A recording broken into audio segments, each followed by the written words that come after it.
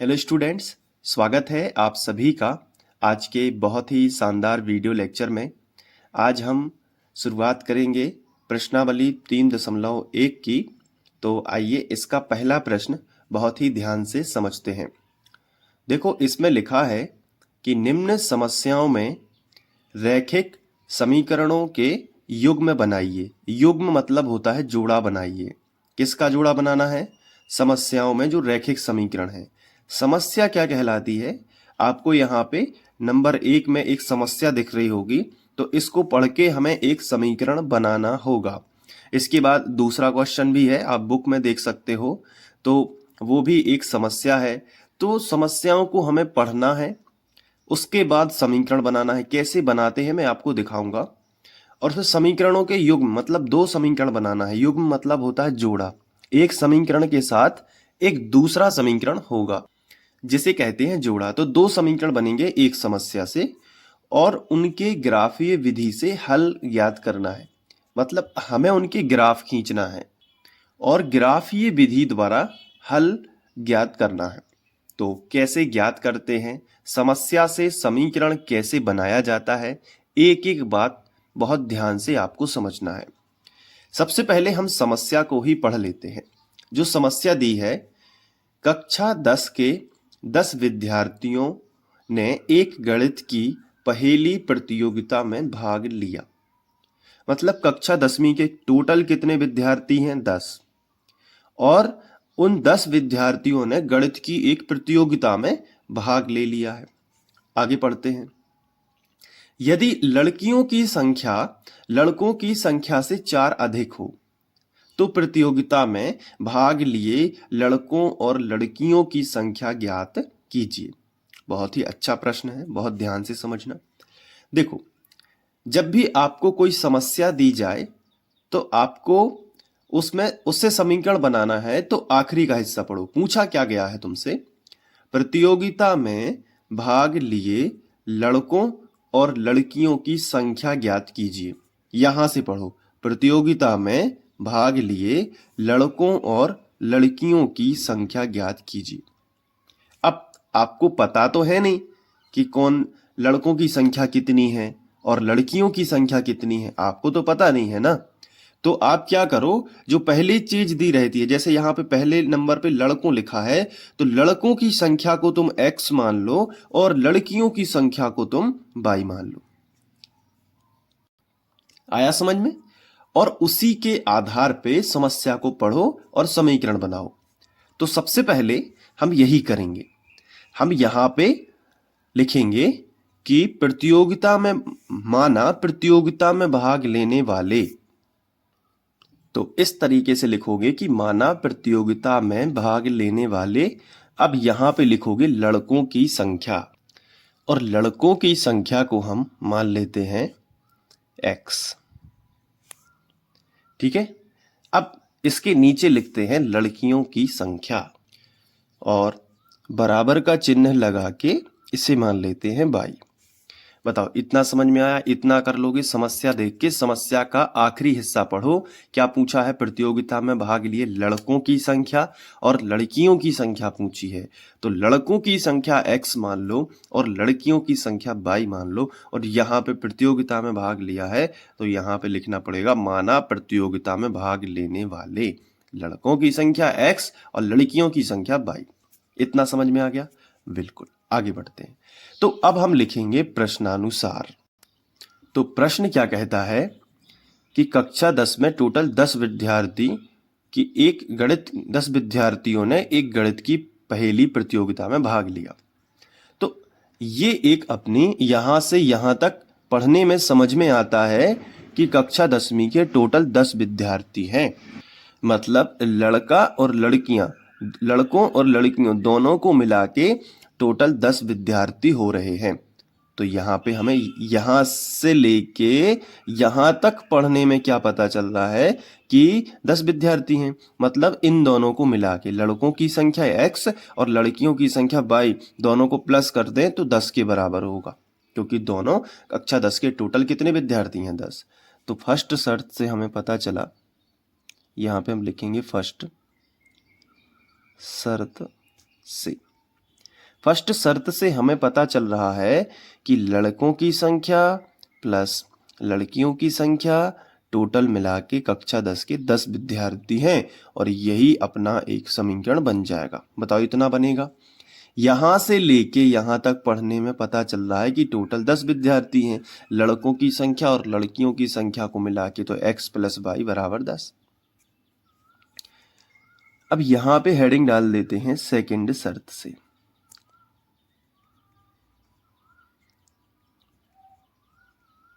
Second शर्त क्या कहती है, बहुत ध्यान से समझो।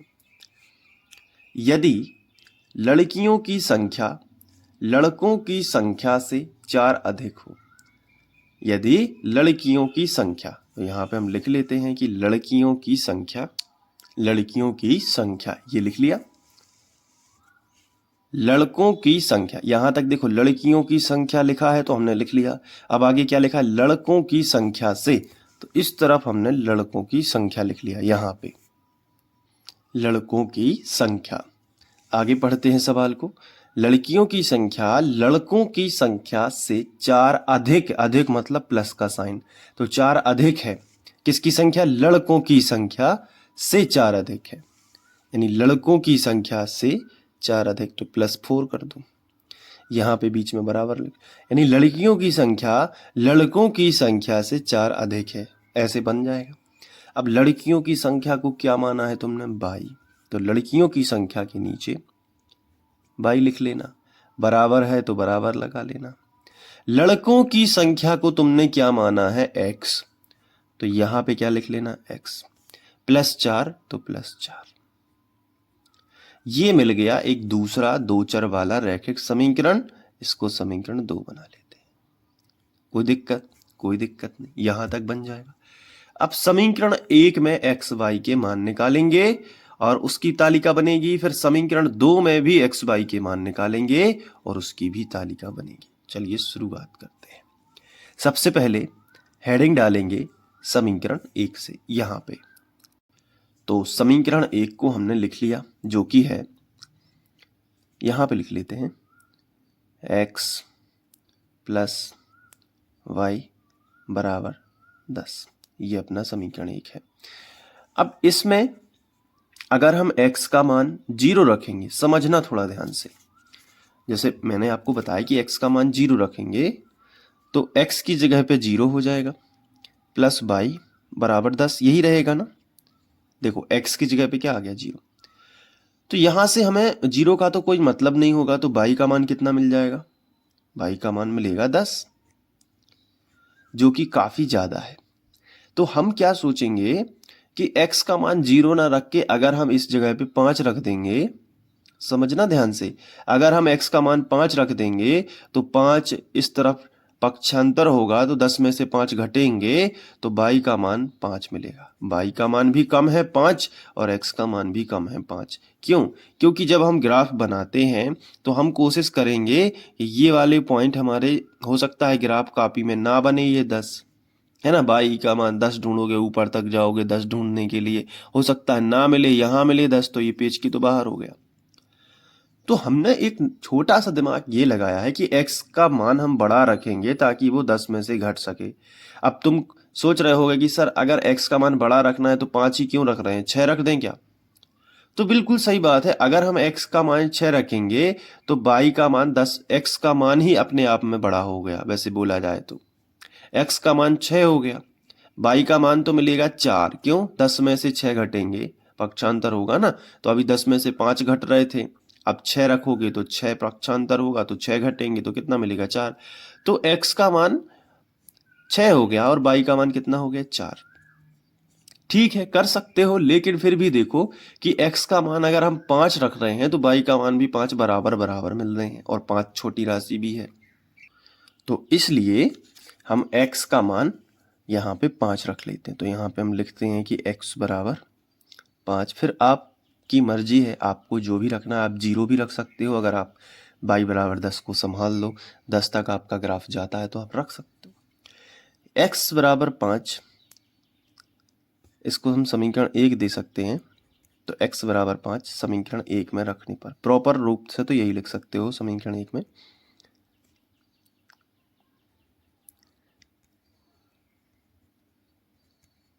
रखने पर। तो यहाँ पे जहाँ x लिखा है उसकी जगह पे 5 लिख लो, प्लस लगा है तो प्लस लगा लो, फिर y बराबर 10 लिखा है पूरा लिख दो। अब संख्या संख्या एक तरफ कर लो, तो y के x y के साथ में संख्या का क्या काम है, तो 5 के आगे कोई भी साइन नहीं है तो ये प्लस का माना जाता है, पहली बात तो ये याद रखो। और प्लस का 5 इस तरफ लेके आओगे तो माइनस का हो जाएगा, तो अब 5 को मत लिखो, अब सीधा y को लिखो, y का प्लस मत लिखो। क्यों मत लिखो? क्योंकि प्लस का तो y माना ही जाता है, तो y, तो फिर यहाँ पे क्यों लिखा? क्योंकि संख्या लिखी थी। अब संख्या नहीं लिख रहे ना, तो y बराबर 10, और ये प्लस का 5 इस तरफ आएगा तो माइनस का 5 हो जाएगा। तो अगले स्टेप में हमें मिलेगा y बराबर 10 में से 5 जाएगा तो 5। क्लियर? तो y की वैल्यू 5 है, अगर x की वैल्यू 5 है तो यहाँ पे हमें वो टेबल बनानी पड़ती है। आप स्केल से भी टेबल बना सकते हो। ये देखो, यहाँ पे लिखते हैं x, यहाँ पे लिखते हैं y। अब देखो यहाँ पे कि x का मान कितना रखा था? 5। तो x का मान 5 रखा, तो y का मान कितना मिला है? 5। तो y का मान मिला है 5। क्लियर? अभी हमने एक तालिका और भरनी है, तो हम फिर से x का मान कुछ रखेंगे।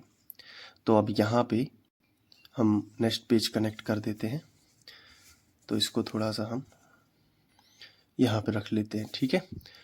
तो अब फिर से समीकरण 1 में हमें x का मान रखना है, तो इस बार हम x का मान बढ़ा के रख सकते हैं, 6 रखेंगे तो y का मान 4 मिलेगा, या फिर x का मान घटा के रख सकते हो, 4 भी रख सकते हो। तो चलिए, तो x बराबर हम 4 रख लेते हैं, x बराबर 4 समीकरण 1 में रखने पर।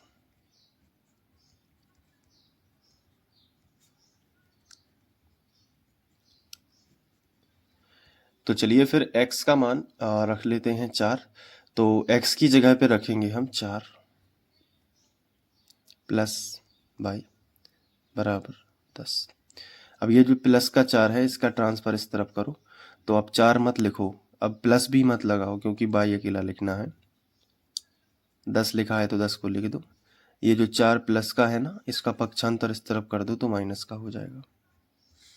अब आगे बढ़ा दो, y बराबर 10 में से 4 जाएंगे तो कितने बचेंगे? 6। ये y की वैल्यू मिलेगी। तो x बराबर 4 रखने पे y बराबर 6 मिलता है। तालिका में लिख दो कि x बराबर 4 रखने पर y बराबर मिलता है 6। ठीक है, रख लोगे ना, तो इस तरीके से कर लेना। अब एक तालिका बन गई, अब समीकरण 2 वाली तालिका भी हमें निपटाना है। तो इसके लिए अब हम आगे बढ़ेंगे और लिखेंगे समीकरण 2 से। देखो समीकरण 2 कहाँ है? ये वाला देखो, मैं आपको दिखा देता हूँ। ये है समीकरण 2। तो अभी हमने समीकरण 1 के लिए तालिका बनाई है, अब हम समीकरण 2 के लिए भी तालिका बनाएंगे। तो इसमें भी x के मान रखेंगे तो y के मिलेंगे, या y के रखेंगे तो x के मिलेंगे। ठीक है, एक ही बात है। तो समीकरण 2 से हम यहाँ पे अपने न्यू पेज में लिख लेते हैं, यहाँ पे कि समीकरण 2 से लिख लिया। अब समीकरण 2 को लिख लेते हैं साइड में, यहाँ पे y बराबर x प्लस 4, यही है ना हमारा समीकरण 2। चलो ठीक है, अब इसमें हम x की वैल्यू रख देते हैं। तो देखो x का मान पहले तो 0 रख दो, तो y का मान सीधा दिख रहा है कि 4 मिलेगा। बिल्कुल सही बात है। तो x बराबर 0 रखने पर हम ऐसी लैंग्वेज भी लिख सकते हैं कि x बराबर 0 रखने पर। हम ऐसा भी लिख सकते हैं कि x बराबर 0 समीकरण 2 में रखने पर। ठीक है, कोई दिक्कत नहीं है। आगे बढ़ते हैं, तो x की जगह पे 0 रखेंगे तो y बराबर क्या मिलेगा? x की जगह पे रख दो 0 प्लस 4, तो y बराबर, देखो 0 का कोई मतलब नहीं है यहाँ पे, तो क्या बचेगा? 4। तो यहाँ पे एक बात समझ आती है, तालिका बना लेंगे यहीं पे, ये बना लेते हैं तालिका। ठीक है,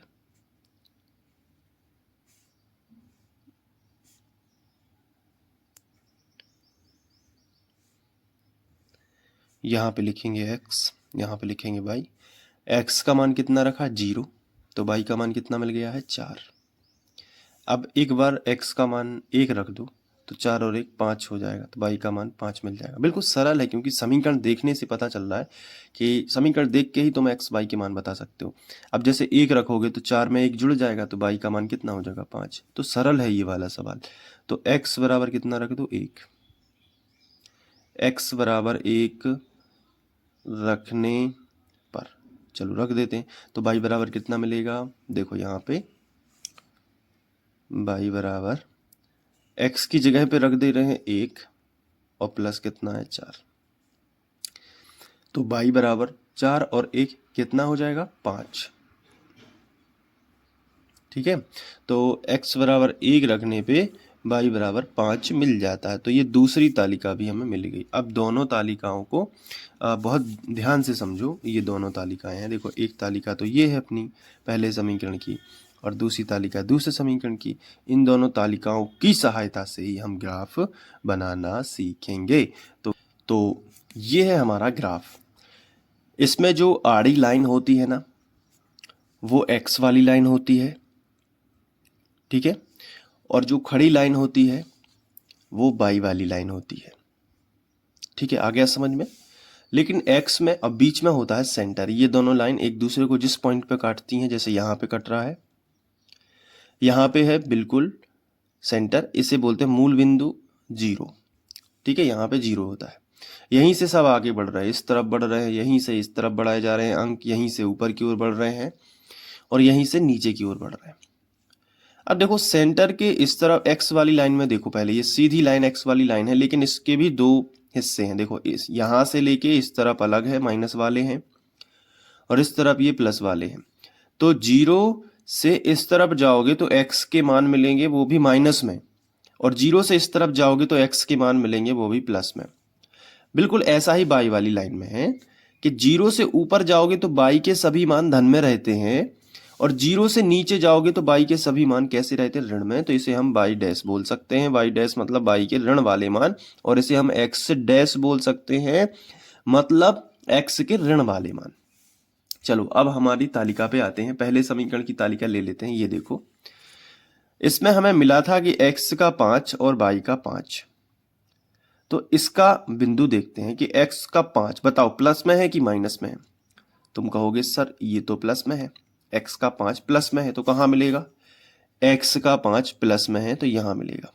ठीक है, तो ये एक पॉइंट है 5, और y का भी 5 प्लस में है, तो y के जो मान प्लस में होते हैं वो ऊपर होते हैं, तो ये देखो 5 है।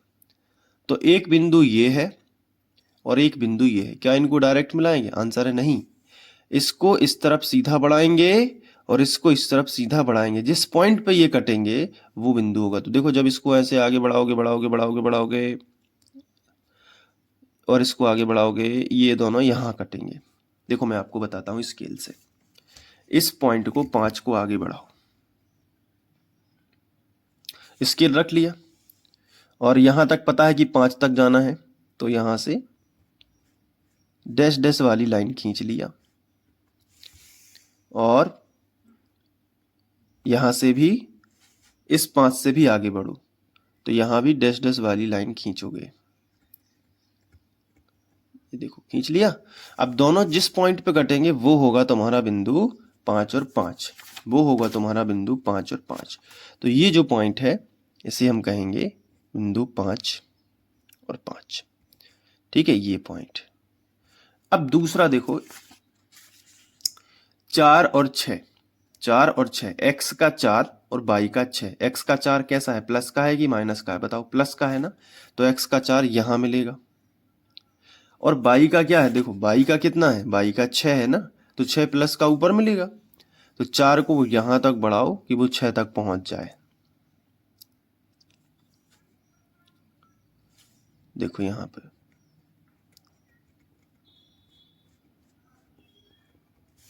और ये देखो 6 तक जा रहा है ना, बस मिला दो।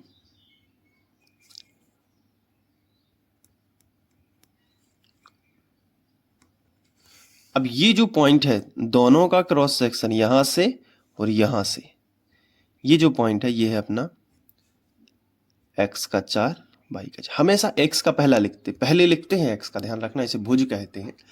इन दोनों पॉइंट्स को अब आपस में मिला दोगे तो एक रेखा बनेगी। बिल्कुल, तो इन दोनों पॉइंट्स पे हम स्केल रखेंगे। ये देखो इस तरीके से हम स्केल रख देते हैं और एक लाइन खींच देते हैं। अब लाइन खींच चुकी है। अब देखो इस लाइन खींचने के बाद बच्चे गलती करते हैं, यहीं पे छोड़ देते हैं, लेकिन अभी इस लाइन आपको नंबर नहीं मिलेंगे जब तक आप इसमें दोनों तरफ तीर के चिन्ह नहीं लगाओगे। ये देखो, इसे पी क्यू नाम नहीं दोगे जब तक, पी क्यू नाम भी देना जरूरी होता है। और इस लाइन के ऊपर वो समीकरण नहीं लिखोगे यदि, तो नंबर कटेंगे, जिससे ये बना है। तो देखो ये वाले समीकरण एक की रेखा बनी है ना इसकी सहायता से। तो समीकरण एक क्या था, x प्लस वाई बराबर 10। तो यहाँ पे वो समीकरण लिखना पड़ेगा x प्लस वाई बराबर 10। आया समझ में?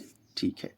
अब आते हैं अपनी दूसरी तालिका पे। ये देखो ये है दूसरी तालिका, समीकरण 2 वाली। इसमें देखो x का मान 0 है और y का कितना है 4। तो दिखा दो यहाँ पे x का 0 y का 4।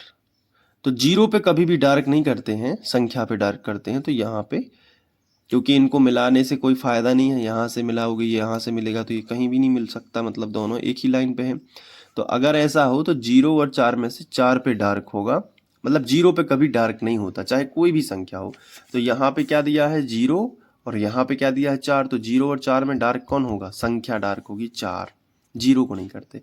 अब x का 1 और y का 5 है, तो x का 1 कहाँ है, x का पॉजिटिव 1 प्लस वाला 1 ये है, और y का 5 वो भी प्लस में है तो वो यहाँ है। तो 1 और 5 यहाँ मिलेगा। तो इसको भी हम क्या कर देते हैं, मिला देते हैं। तो x का 1 और y का 5। देखो ये इस तरीके से मिलाना पड़ता है। x का 1 है और y का 5 है, इस पॉइंट पे मिलेंगे। और एक ये वाला पॉइंट है कि ये वाला पॉइंट है। आया समझ में? ठीक है। अब इन दोनों को मिला देंगे स्केल की सहायता से। तो मिलाते हैं, बहुत ध्यान से अच्छे से समझते जाना। तो इस तरीके से मिला देंगे और लाइन खींचने के बाद यहाँ भी तीर का चिन्ह और यहाँ भी तीर का चिन्ह, और यहाँ ये लोग क्रॉस हो रहे हैं तो यहाँ पे एक डार्क वाला चिन्ह बना देंगे। ये देखो ये डार्क चिन्ह है। यहाँ पे हम R नाम देंगे और यहाँ पे हम S नाम देंगे, और इस पर वो समीकरण लिखेंगे जो हमारा समीकरण 2 है। आप यहाँ पे देख सकते हो y बराबर x प्लस 4। यहाँ पे हम लिख लेते हैं y बराबर x प्लस 4। अब आप देखोगे कि ये दोनों ग्राफ इस पॉइंट पे कट रहे हैं, और ये जो बिंदु है ये क्या है, पहले x का लिखेंगे। तो x पे कहाँ मिल रहा है, 3 पे, तो इसका एक निर्देशांक हो जाएगा 3।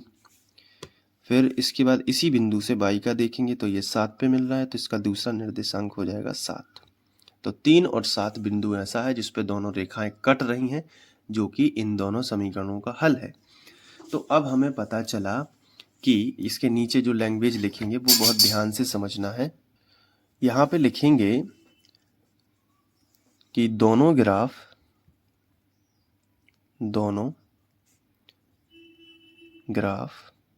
बिंदु 3-7, बिंदु 3-7, यही है ना अपना बिंदु 3-7। दोनों ग्राफ बिंदु 3-7 पर परस्पर प्रतिच्छेद करते हैं।